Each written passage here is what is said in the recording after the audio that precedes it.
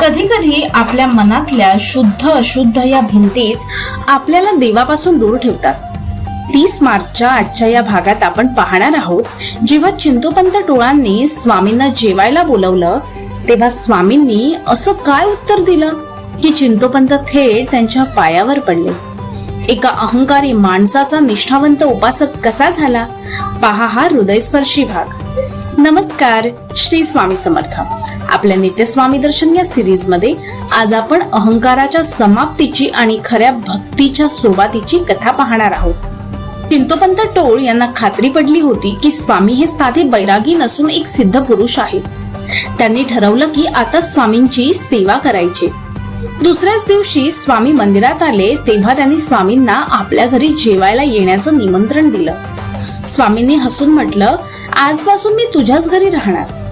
पण चिंतोपंतांच्या मनात अजूनही जातपातीचा विचार होता.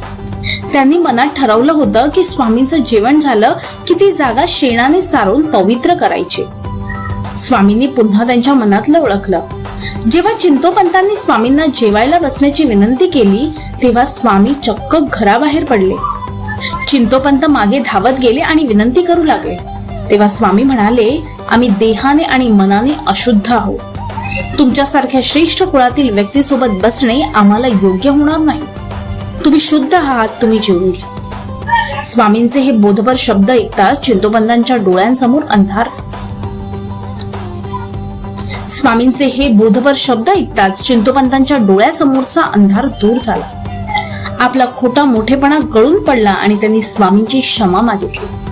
त्याच क्षणी त्यांच्या हृदयाचा कायापालट झाला आणि ते स्वामींचे निस्सीम भक्त झाले. एकदा का भगवंताच्या नामाची गोडी लागली की सांसारिक सुखाची ओढ आपोआप कमी होते. प्रपंचातील आसक्ती संपली की देवाशी आपला खऱ्या अर्थाने सुसंवाद सुरू होतो. भगवंत प्राप्ती ही काही कष्टसाध्य गोष्ट नाही, ती अत्यंत सोपी प्रक्रिया आहे. फक्त तुमची निष्ठा, प्रेम आणि अर्पण भाव तुम्हाला ईश्वराच्या दरवाजापर्यंत घेऊन जाईल. स्वामी म्हणतात, भिवू नकोस, मी तुझ्या पाठीशी आहे. स्वामींनी चिंतोपंतांना शिकवलेला हा धडा तुम्हाला कसा वाटला?